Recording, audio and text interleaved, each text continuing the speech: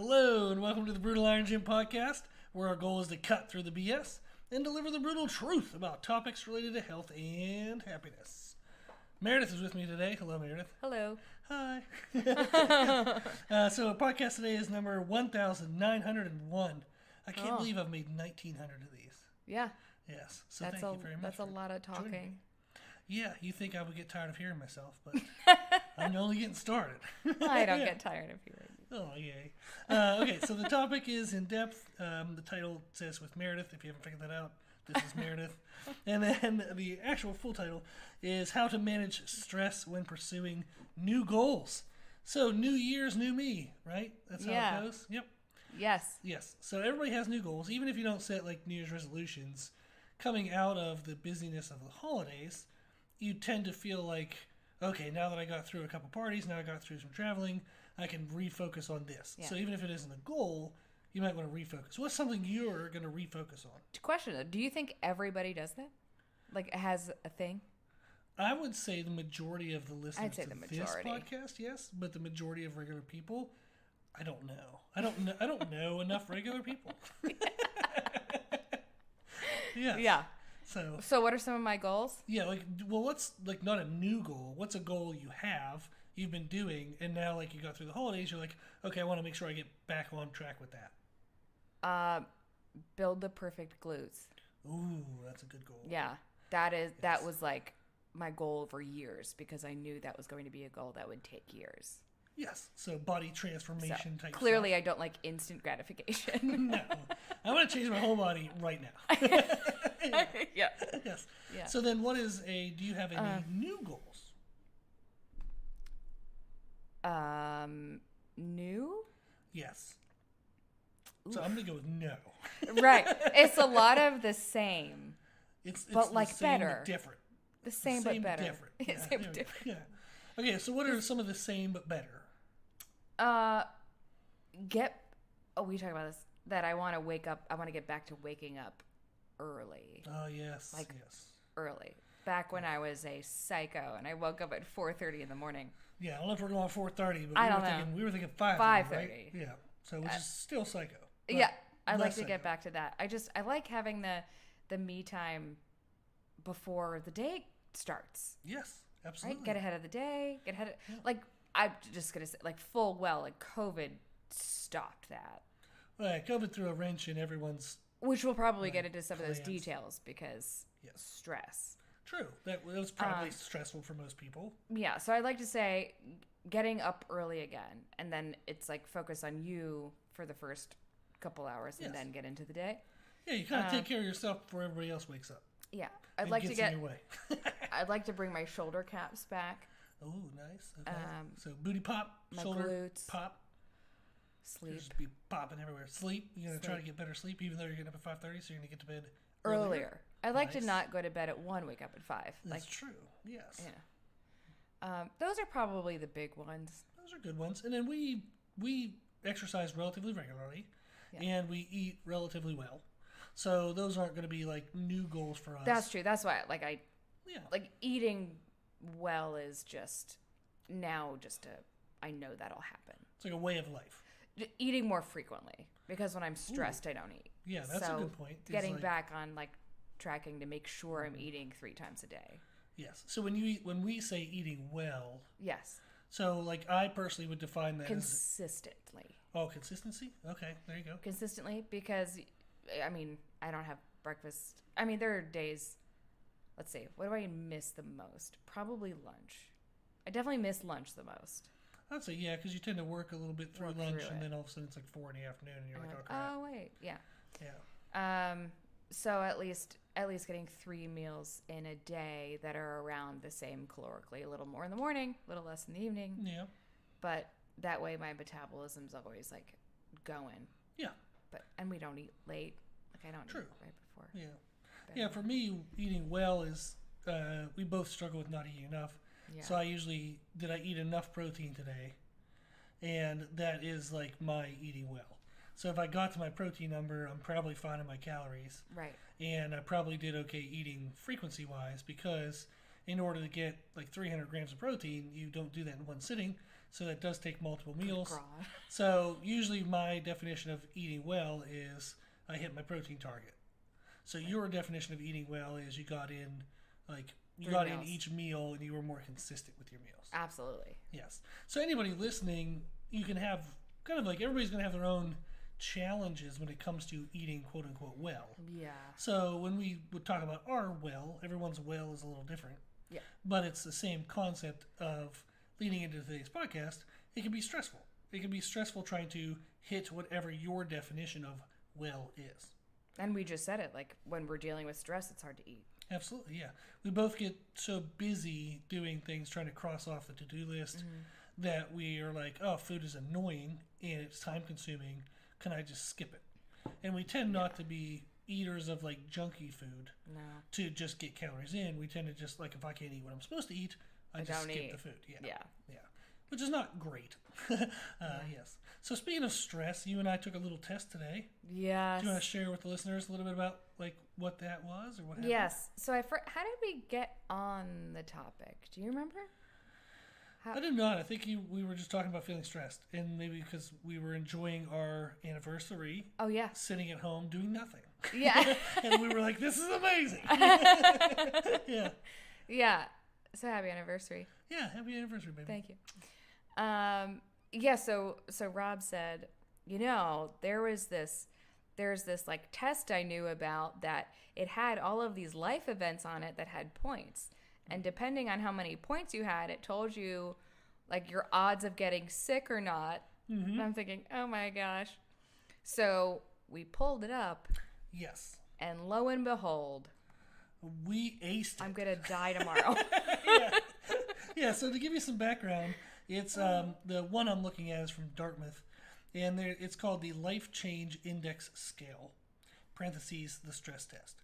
And it asks about... That's what it was. We were talking about life events. We were looking back over the year and thinking like how many life events we had. Sorry. I interrupted you. No, you're good. Yes. So we were talking about our life events. Therefore, we brought up the idea of a life event like index. So yes. So there's a lot of events I'll read through here in a second. But the idea is you're supposed to think through things that have happened in the past year and what's expected to possibly happen in the next year. And then you get points on this list if you're like, oh, yeah, that, attributes to me. So, for example, the last one on the list is a minor violation of the law. So if you've broken the law recently, you would get 11 points of stress. So we add this up, and then the scale is if you're less than 150, the likelihood of illness in the future is about 30%. Wow. If you're between 150... And they sleep like babies. Yes. If you're less than 150 units of stress, how? Tell me. Make me a podcast. Tell me how you're doing it. But then 150 to 299 means you're 50% likely to get like an illness or to be sick. And this would include depression, anxiety. It's not just like the sniffles. It's beyond just the sniffles. And then life change score of 300 or more is your 80% likely. So do you want to share what our scores were? I do. Yes. It's scary. It was so funny.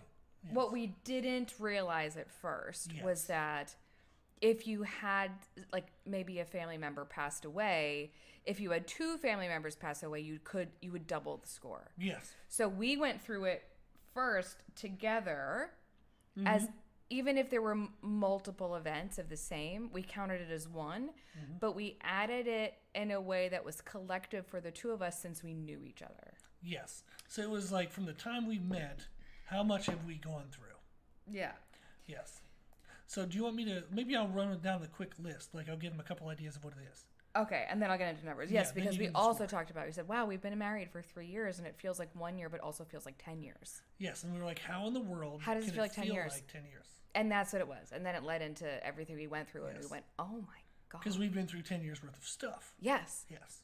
Okay. Okay, awesome. It's all coming back to me. We'll go through it. It's all coming back to me. Yes. Okay, so the list is death of spouse, divorce, marital separation, jail term, death of close family member, personal injury or illness, marriage, fired at work, marital reconciliation, retirement, change in health of family member, pregnancy, sexual difficulties, gain of a new family member, business readjustment, change in financial state, death of a close friend, change to a different line of work, change in number of arguments with spouse, mortgage over 20,000, which we kind of laughed about. That feels outdated. Yeah. Foreclosure of mortgage or loan, change in responsibilities at work, son or daughter leaving home, trouble with in-laws, outstanding personal achievement, spouse begins or stops work, begin or end of school, change in living conditions, revisions of personal habits, trouble with boss, change in work hours or conditions, change in residence, change in schools, change in recreations, change in church activities, change in social activities,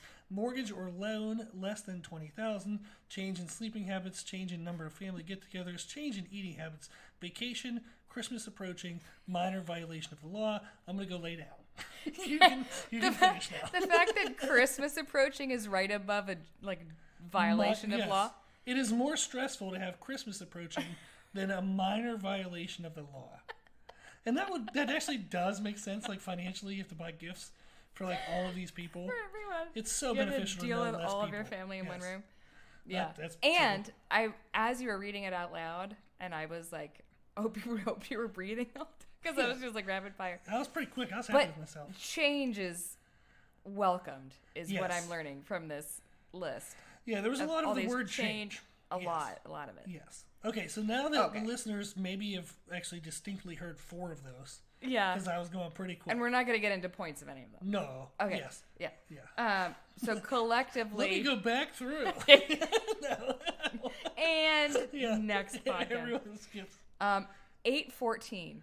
Yes. So the index again is less than 150, 150 to 300 or over 300, and we had 814.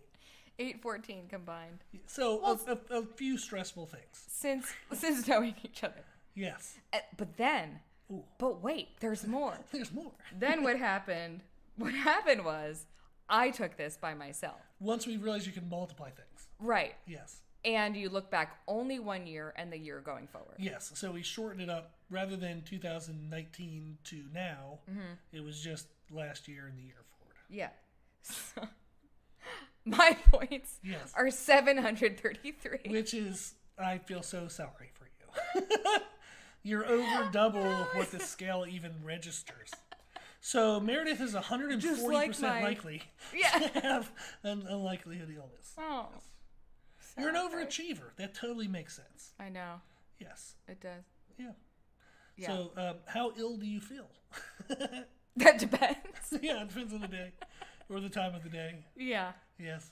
But did that scare you or shock you or surprise you? Did not surprise me in the least. I thought I might be. I'm like, oh, the max is 300. I at least have 450. Yes. Like that was my register. Nice. And then I'm trying to think what else. Like I had a lot of migraines this year. That's true. Yeah. So I'm not surprised that those were new and the stress level was just ridiculous. Literally off the charts. So it makes sense that you were having health, conditions related to stress, such as migraines. Migraines and eczema and eczema. A lot of that stuff. Yeah. Want to read them your number? Oh yeah, mine was 475. So I am much less stressed than Meredith, but a smidge still over the 300 mark. Yes. Smidge. 175 points over. Yes. So 50-ish% over. So, and my illnesses have been, I don't know. I don't know what I'm doing. I'm confused every day. Trying my best. So, what is it? Grateful and confused. Grateful and confused. That's my hashtag in life. Yes. For me. You used to say it was about me. Yeah, I don't know how I got you, but here I am. I'm grateful and confused. Yes. So, that was like a life motto. I try my best every day, even if the day doesn't give me its best. Ready to crush the day or be crushed. Yes, exactly. Crush. Yes. You crush the day, I get crushed. Yeah, we try. We do our best. We try. We wake up every day in good spirits. If you don't laugh, you cry. Yeah, and you used to tell me, I don't know how you do that. I did. I literally still do. Told you that, yes. I'm like, that's amazing that you wake up happy. Yeah. Go to bed raging, wake up happy. Yeah. Just kidding. It's just awesome. I'm like very happy for you that you have like a good spirit. If you don't laugh, you cry. And you're all out of tears. I don't make Literally. any. I literally don't make any. Yeah, we literally found out Meredith is out of tears. Like I use them all up. Yes. I wrung myself out. Yes, you have to take medicine to make tears now. I do. That's getting quite old. funny. I know. You've run out of tears. It's so appropriate. Oh. If you think about it, it's so appropriate. Yes. Yeah, but everyone, my friend on the left coast, in the west coast, tells me I have fuzzy eyes. Yes, he can probably hear them right now. Yeah, he can hear my fuzzy eyes. Because my eyes are always red. Yes. Always red. And it was mostly because of tears. Mostly because my eyelids were scratching my eyeballs. Yes. Which sounds amazing. Sounds lovely. I just thought eye drops hurt everyone's eyes. Nope. Medicine is supposed to burn, right? Tell me you're stressed without telling me you're stressed. Yeah. Tell me you're used to things burning and hurting. So much so that you're like, this must be fine. This TheraTears burns. Like, what? This is normal. Let me put more in. If I use the whole bottle, it should work. Oh my god. Yes. So we found out today that we're a little stressed. in case we weren't sure, the test was helpful. Confirmed it. Yes. So you can look that up yourself. It's Dartmouth. You can probably Google it. There's tons of other sources. Mm-hmm. But the one we used was from Dartmouth Education, and it's called the Life Change Index Scale. And it is pretty interesting to see just also the point system. Like certain things had more points and less points. Like, for example, Christmas versus committing a crime. Yeah. Christmas is more stressful than committing a crime. Yeah. Oof. Well, yeah. Hopefully, if you're committing a crime, you're at least having fun. Maybe. I mean, why else are you doing it? Depends on Who commits a crime to not have fun? I don't know. I don't know. I don't commit enough crimes to know the mindset of people who commit crimes. True. Moving on. So, we've now established that we're stressed. Yeah. And likely the listeners coming out of the holidays, coming into a new year, we've all been through some chaos. Mm-hmm. And when we approach new goals, not only do we have to deal with the stress that we're coming out of, we're going to run into new stress. Yeah. So when we're trying to change our daily habits to produce a new result, there's going to be some friction. There's going to be some challenges to making those changes. So, what are you laughing about? What do you think? Because I just always assume the worst is going to happen. Yes. So I'm the optimist of the group. The group of two. The group of the two of us. So I'm the optimist. I call Rob even Steven. Yes. Because somehow he could lose $20. This hasn't happened, but if we go from the car to inside 7-Eleven, he's like, I just had a $20 bill in my pocket. And it went missing and oh crap, whatever. Somehow the cashier will accidentally give him an extra 20. It's stuff that happens where you just go, how does this happen to you? I feel like God pities me. He's trying so hard. I need to help him out a little bit. You are literally even Steven. Yes. There isn't a word for what I am. It's pretty lucky. Yeah, I don't know. Yeah. Yeah. The fuzzy end of the lollipop. You do really well, though. I do. You show up with your best every day. I do. Yes. Now the best, might not be, that high that day. But it is the best. Yeah, like I say, if there's days where you only have 40% to give and you gave 40%, you gave 100%. Hey-o. Yeah. Yes. So, so you asked me 60% of the time it works every time? Every time. Little Ron Burgundy reference? Yeah. Yeah. So, has there been a goal that you have tried to implement that you ran into some friction and was stressful, but then eventually you established a method to do it? So many. Can we narrow that down? Yes. So let's glute shape goal. You said that you have been working on that. Yes. Now that's been something that apparently at one point in time you're like, hey, I've recognized that I don't like the shape of my glutes. I now need to change that. Very much. What were some changes that you implemented? Do you remember? I got you as a coach. Hey-o. And then totally unintended. And then 2 billion RDLs later. Yes, we found the exercises that worked specifically for your body type, and then we just did those. Yes. Yeah. So it was very tough because I did not feel strong for 2 years. Yes. But I knew, I said, I have a really high upper glute and the inside feels like it caves under. If I don't fix this, I'm going to cry. Like, I was just so self-conscious. I hadn't been self-conscious in a very, very long time. Like, since I was 16, probably. Oh, okay. So, like, being able to say, like, I need to fix this now was huge. But That's awesome. Seemed like, but that started what? We started that in December of 2019. Hello. Yeah. So, when we talk about a goal and then, like, things getting in the way. Yeah, COVID happened, which was probably a little bit of a distraction. Yeah. Yeah.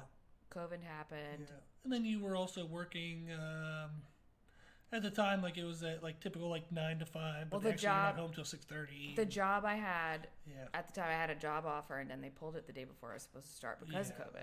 That was very stressful. So then it was like, okay, now I still have to perform in school because I was in grad school at the time. Didn't have income. National hiring freeze. That was really stressful. Yes. So that was quite a bit of a pause. And then also we were still trying to get ready for the wedding. That's true. Yes. So I still wanted to lose fat and have nice glutes because my dress was amazing. Beautiful dress. Thank you. So those were all still goals, but I had to navigate so much around it. Yes. So that would be an example of you had a goal. In the pursuit of that goal, you had existing stresses, but then also new stresses came. Yeah. So then the question would be is when somebody's facing that themselves, how do you manage old stresses and new stresses? What are some tactics you use? For me, sometimes it's just like super cheesy what works, and it's just like a checklist, like check the box, either on paper, in a phone, on a list, somewhere where you have okay, I can check that off as I worked towards my goal today. There you go. It does feel good to see something being done. Yes. Yeah, 10 minutes, 20 minutes, 30 minutes, like whatever it was, if you did something, that was great. Well, you made that 20 minutes a day chart for... I did. 14 by 14, right? Yeah. This year. Oh, that was this year? Yes. Yeah. Yeah, so 14 units of 14 days. Yes. So it would actually be 28 weeks. You moved at least like 20 minutes every single day. Yeah. And having that chart, she made a beautiful chart, had a lot of quotes around it, put a bunch of stickers around it. You made it beautiful, and you made it something to celebrate. Right. And that made it harder to miss the days. Yeah, I couldn't do it. When the days were hard. I couldn't do it. There were days I was doing 20 minutes on the Bowflex at like quarter to midnight. Absolutely, yes. Yeah. Because it's like, okay, I've gone for 50 weeks. I'm not going to break that tonight because I'm tired. Exactly. There's no way I'm missing it. Yeah. Right. So charts can help because you get the satisfaction of checking something off. So literally there's a finite action at the end of something. Yeah. That feels good. And you have an app? Like that I use? Checklist yes. thing? Yeah, I have basically a notepad function in my phone. Yeah. And I have different notes that I use for different priorities of the day. Yeah. Yeah. So like 2 of them are love languages. Yeah. So words of affirmation and acts of service. Those are mine. Yes. So I try to make sure I do those each day. And your words and snuggle time. Yeah. Yep. But that's nice. Like I do that on a regular basis, but it is motivational on days where it's like super busy, super stressful, and I'm like, oh man, like I gotta do something. Still let your partner know they're loved. Absolutely. So that reminds me, put a little like love note in the coffee machine, or I sneak something in there for you. I try to do something. Yeah, you're the best. Yeah, you're amazing. But those are something we both use is like checklists. Yeah, that helps me a lot, especially because there's been times we talk to people. I sent a text the other day and I said, oh my gosh, I haven't texted you in 14 months. Like it just does. How does that even happen? So if it's when it's not either top of mind or you're so like my habit is one of my top 5 strengths, but also a weakness is focus. So as soon as I start doing something, it's really hard to stop. Yes. Which is why I was always able to study for like 14 hours in a day. Yeah, which is wild. Yeah. Because like if you start it, it's really hard to stop. So if it's not top of mind, you'll just, at least for me, you have to kind of like know yourself a little bit to know what works or doesn't. Yeah, like for me, for food, for example, I have time windows. Right. So, like, I might have a window from, say, 7 a.m. to 11 a.m., and I give myself the leeway to eat anywhere within there. Because if I try to do, like, 8 a.m., I'm like, well, if I start a podcast at 7:30 or I want to start an email at 7:40, I don't want to have to be, like, cut that short and worried about what I can or can't start by the time I can be done at 8, and then all of a sudden I'm stressed about food. Yes. Whereas if I give myself a window, there's way less stress because I'm like, oh, okay, in the next 4 hours, I just have to eat this many calories, this many grams of protein. As long as I get that in, I'm good. Yeah. Yeah. So I use windows and more like conceptual reminders. Yeah. That's rather a very than good things point. that are specific if they don't need to be. That's specific. a very good point. Yeah. Just knowing what minimum would be and knowing that minimum would like suffice. Yeah, there are certain things, like, for example, like potatoes versus rice. I could care less, Who which cares? it doesn't matter at It all. doesn't matter. So if I want to have, chicken and rice one day, but I'm like, I come up here and there's no rice, and it's like, oh crap, what do I have? Well, there's potatoes around, or there's pasta around, or there's something else. Yeah. So to know that I just want calories and protein, Yeah. and I definitely don't want that from like ice cream and pizza or sugars and stuff. Yeah. But having options helps. That's true. I was going to actually talk about that where it's like, okay, maybe I couldn't do this one thing, but if I do this, it's good enough. It's still, I could say it works towards the goal. Yeah, what would be an example of that for you? Going for a walk instead of, the Bowflex or something, or So maybe instead of going to the gym, doing 10 minutes of air squats to yes, flour, Yeah. something like that where it's still something, right? I'm trying to think of what else. Like maybe I didn't eat lunch. It's like, oh, well, I'm not going to cook right now. I have a meeting in 5 minutes. Let me just drink some protein really you'll fast. drink a core power real quick, which is great because it still gets something in your face. So in my mind, I'm like, okay, I didn't eat, but I'm not going to beat myself up. At least I got some protein in. Exactly. It's still something. It's still perpetuating forward progression. Absolutely. Yes. Yeah. Yeah. So that's true. So we both do a lot of checklist plans, like plan out our day. Yeah. One of the things I really try to do, as related to business but also personal life, is an extreme distinction between what's important versus urgent. Oh. In business, everything feels important, but it's not. Often it's mostly just urgent. Right. And then you have to be like, okay, that seems like it's really important, but I could do that at 4 p.m. Right. So if it's 10 a.m., I'm going to put that off to 4 to do the things that I have to do now. Yeah, and that's also another way of handling the stress. If we think back over the years we've been together, and it's like, okay, it's setting boundaries. Oh, absolutely. Yes, true. Absolutely.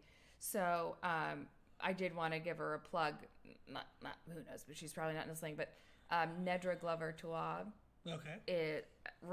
Has written books about boundaries. Oh, and nice. like family relationships, and she's great. She's on Instagram, and she posts what's called like a Nedra Nugget. Yeah, Nedra's Nuggets. Nedra Nugget, and it's just a couple minutes where it's like, damn, why didn't I think of that? And Yeah. it's so well said, Yeah. and you just realize, okay, I got this. So sometimes just setting a boundary, we've had to do that because we've also said when you have a goal, you have to make what's a trade-off. Yeah, you do have to make trade-offs, and not everybody's going to agree with the trade-offs you're making. Right, because we talked about that tough, when I was tough. preparing for school. Yes. And I had to have a trade-off. It's okay, have fun, everybody. I can't do that tonight. But it's not even I can't. It's I have another priority. I have something that's more important to me tonight.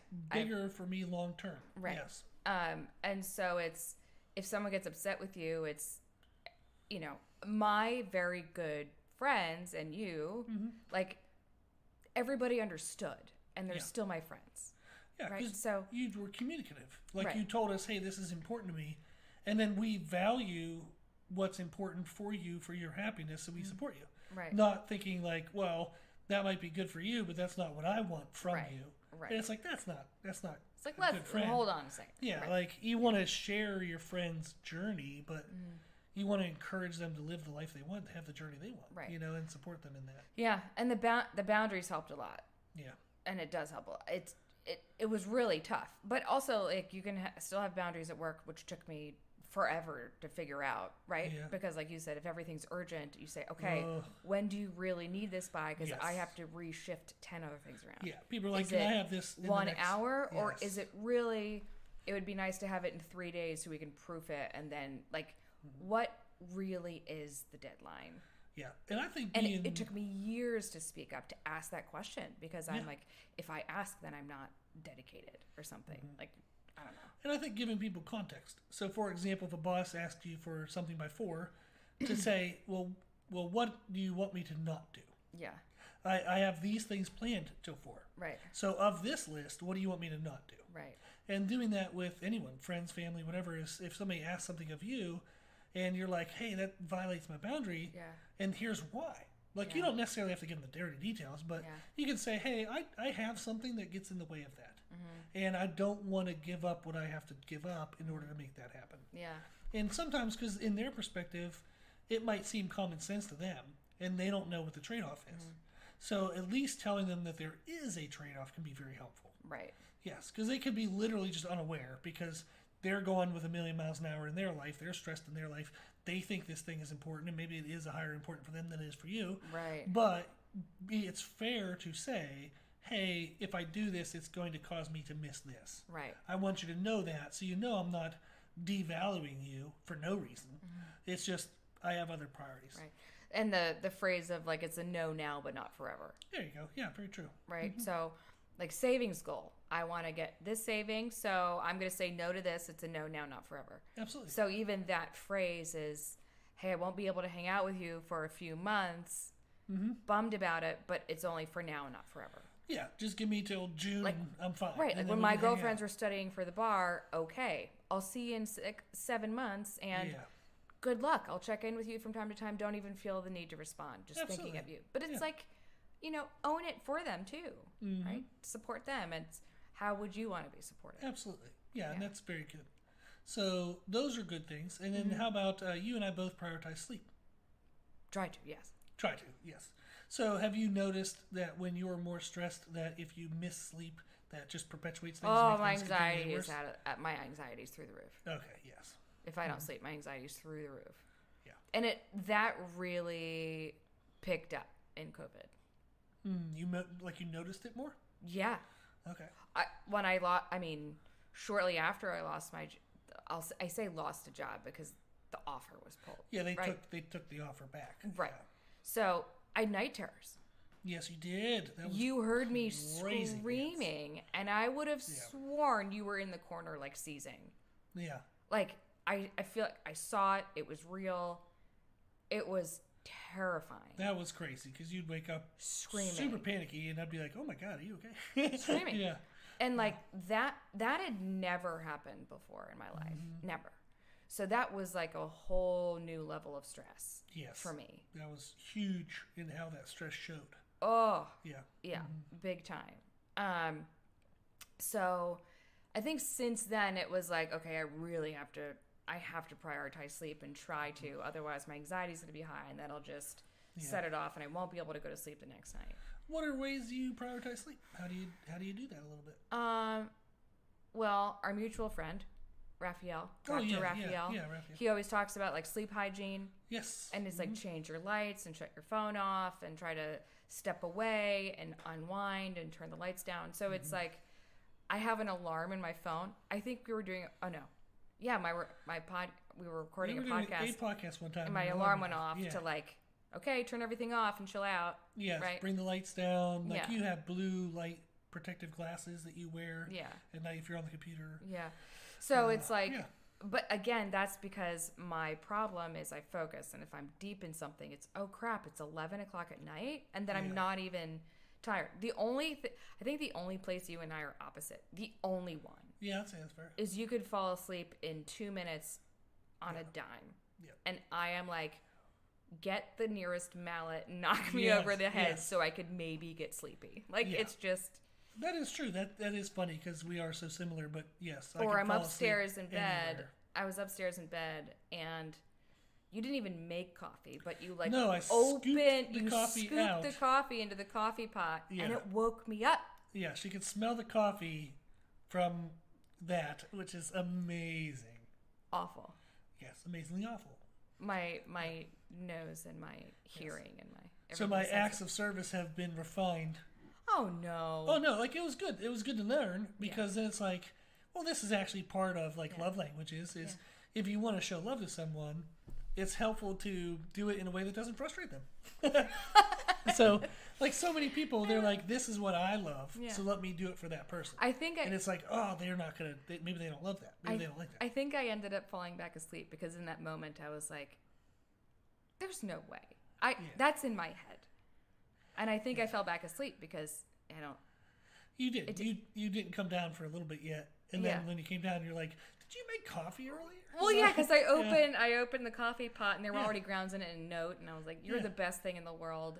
And I was like, "So this wasn't in my mind?" Yeah. You're like, "What are you talking about?" I was like, "I thought I smelled coffee at 7." He's like, "That's when I put it in the coffee pot." And I was like, "I'm so glad I don't have a brain tumor." Yes. Like, again, worst case scenario. Yes, because that's exactly what that would mean. Yes, I smell coffee randomly, therefore I'm dying. Yeah. Yeah. You know. But we do sleep. Like one of the ways I manage sleep is through 2020 and all the chaos that ensued. It led to a lot of nights where I had to stay up late.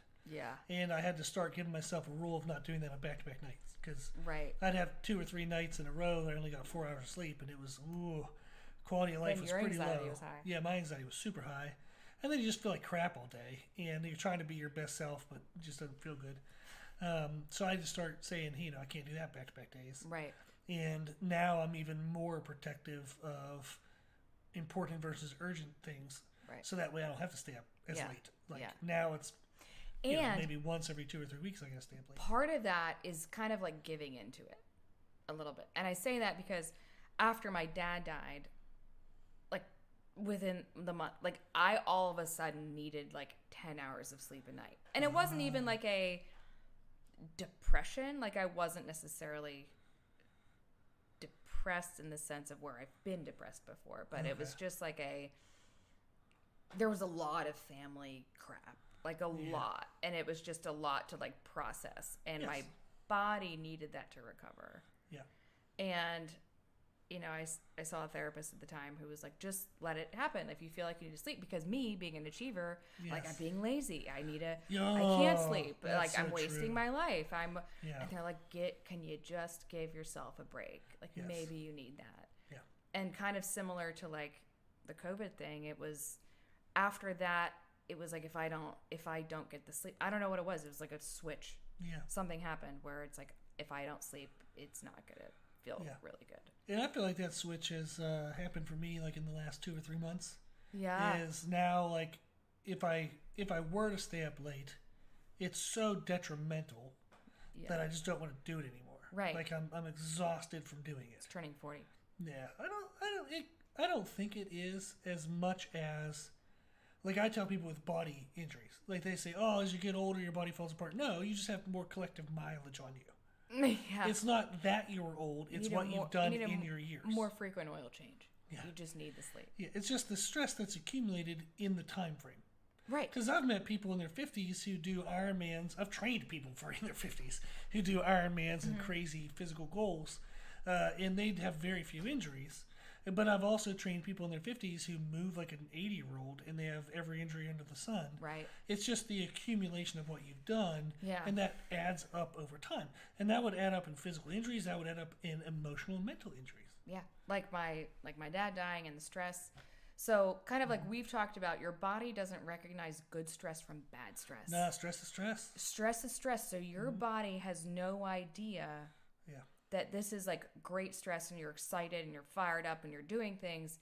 It still thinks you're dying. Like, this is why before somebody works out, they would be like, I don't feel like working out. Then as soon as you work out, you're like, why do I ever not want to work out? I feel amazing. This is amazing. Like I love working out. But yet the very next day, I don't feel like working out. Yeah. Because the body sees workout as a stress and it says, for the love of God, stop putting stress on me. I need a break. Yeah. So even good things like going out with friends. Yeah. Being social, like working out, even taking 5 extra minutes to cook a good meal.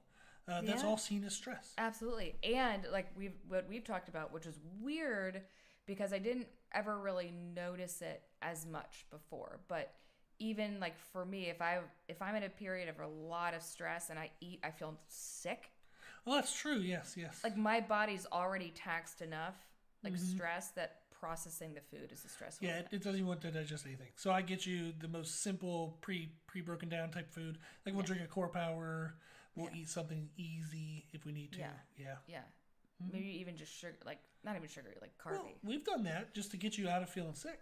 Like, what is that bottle that you drink? That sugar bottle? Sugar water?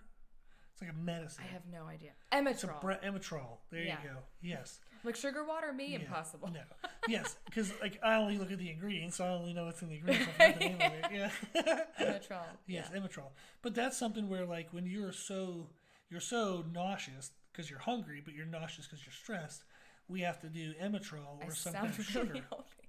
Well, hey, listen, everybody. We're talking about managing stress. Yeah, like we all have had periods of where we're not the healthiest because we're trying to prioritize other things. Yeah, absolutely. You know, like when I first opened the gym, I slept maybe.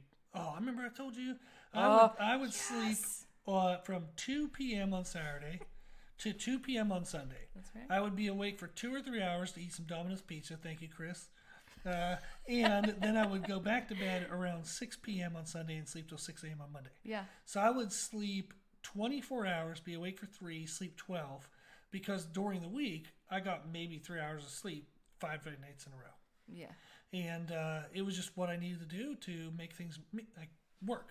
Right. And I think a lot of people are going to experience that is in life, you have seasons of life, and hopefully they're short, where you have to forego physical self-care to try to meet certain needs. Mm-hmm. And whether that's family needs, financial needs, business needs, whatever it might be. So in those moments, when we're talking about having Emetrol and it sounds so unhealthy, everybody's going to eventually be there. If they haven't been there, they're going to get to a phase of that, where how that works for them. And it's helpful then to know that these things exist and that they're not alone in that experience. Right. Yeah. Absolutely not alone. Mm-hmm.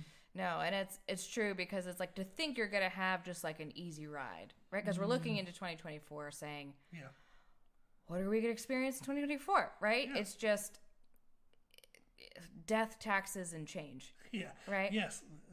Well done, considering we talked about the change test. Thank you. Yes. Yeah. Mm-hmm. So it's like it's a guarantee. So it's, do I have everything? Do I have what I need to manage this? Do I have the skills I need to manage this? Do I know, like, what could come up? How would I manage that? Yeah. Exactly. And sometimes, I mean, we've talked about it. 2020, we said, hey, heck, you know what I mean? We just survived. Yes, 2020 and even 2021 was almost like the worst. 2021 was the worst. Was the worst by because far. Like you're fight or flight all of 2020, and then all of a sudden it's like, oh god. You had this new reality in 2021 that you were like, oh crap. Yeah. Yeah, we had to just survive 2021. Yeah. Yeah, and people are going to go through those phases. Mm-hmm. So talking about things like planning ahead. Yeah. Like we said, like checklist planners, things like that. We talked about self-care, like trying to move, exercise if you can. We talked about boundaries, communication. Right. Then we just talked about sleep. And then one other thing that you had mentioned when we were first chatting was vitamins and like self-care. Oh, yeah. Yeah, so I take an exorbitant amount of vitamins on a daily basis. Mm-hmm. Part of that is being celiac, like my intestines are shot, and your intestines are what absorb all of the nutrients, as you know, and you experience similar. Mm-hmm. So it's like I take more than normal because it's like I just need to absorb some of this. So if you have less than normal functioning digestive tract, you're going to need more than normal supplements. Yeah. Right. So the more, and it took a period of experimenting. Early 20s. I was always sick, to where people would tell me I was always sick, which feels really good. Yeah, that's lovely to hear. But that was right around my celiac diagnosis. Okay. Yeah. So I was sick constantly, but I was like, oh, okay, maybe that's because I'm a teacher and I have 3 jobs at one time. Yeah. Yes. 5 W-2s a year. Minimum. Mm-hmm. Minimum. So it's like, well, if I'm always working and never taking care of myself because I can't afford it or I can't work out, maybe I'm going to always be sick. I was literally running myself sick all the time. Yeah. And so through that, I tried to learn what worked for me, what made me feel better. Yeah. I learned if I left the gym, because my workouts were always really long, if I took like 6,000 milligrams of vitamin C right after I worked out, I wouldn't get sick. Ooh, that's good to know. So it was like I was a, biochem major, and I loved biology and anatomy and like all of that. I just love all of it. Yeah. So I would do experiments, just like you do experiments Yes. on yourself. And I would log it and track it and symptoms and whatever I did. And I found the things that worked for me. Yeah. So I know if I'm really, really tired, I'm going to take extra iron. I'm going to take extra this, that.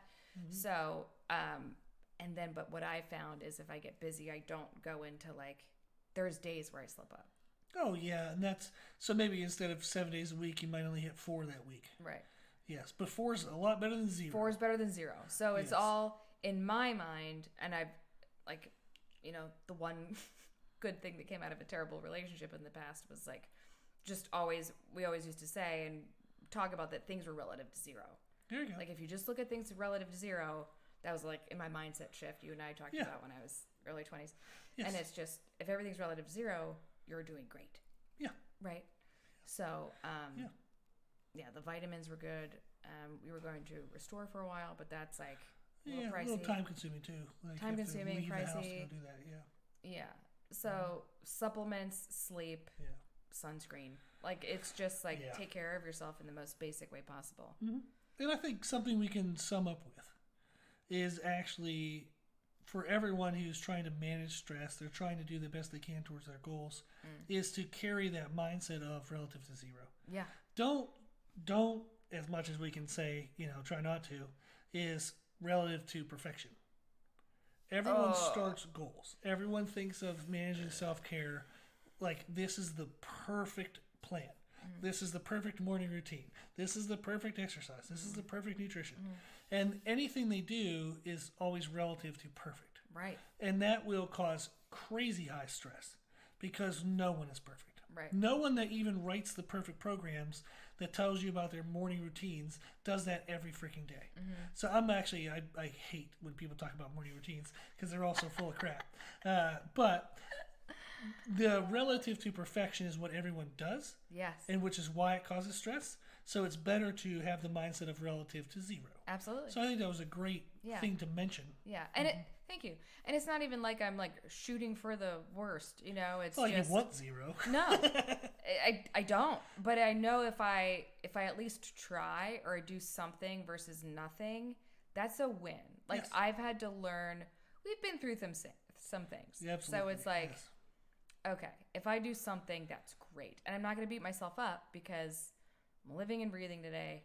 So something is better than nothing. Yeah. If I have a pulse, I have a possibility. I have some hope. Yes. Yeah, absolutely. Yeah. Cool. So I think we said a lot, and that would be a good parting thing is I hope that was helpful. moving forward with managing stress. Remember that what you're doing is relative to 0, not perfection. And think about too, going into the new year, if you're thinking about setting goals, think of, okay, I'm going to strive for this today, but if I do X, Y, or Z, that's okay. Like prepare yourself to be ready to do something versus nothing. Yeah. The book Atomic Habits is Atomic very good Habits, about perfect. that. Yeah, so that would be a good book for anyone to listen to. Absolutely. Yeah, and How to Be an Imperfectionist by Stephen Guise. This is a very good book as well. So those two would be very good for anyone who's struggling with that. Yeah. Yeah. Or email us. Yeah, true. Yes. Well, actually, speaking of that, I am offering 15-minute consultations right now for anybody that wants to work with me. The idea of it is we would get to meet virtually face-to-face. We get to talk about what your goals are, what your struggles are, and what we could do to overcome those. So that is totally for free. You can sign up via email, which is brutalirongym@gmail.com, or you can go to our website, www.brutalirongym.com, go to the one-on-one services page, and there's a link there that you can sign up. So if you are struggling with anything, if you want to work on anything, I'd be happy to listen and help. Cool. Okay, if you like the podcast, please share the podcast. If you like the podcast, please consider donating to support the podcast, which you can do on our website. Also, if you like the information we share in the podcast, you can find more from us on our social media channels. You can find us and follow us on Instagram and YouTube under the name Brutal Iron Gym. Thank you, Meredith, for being here. Thank you. Yes. And then, as always, I hope this was helpful, and thank you for listening.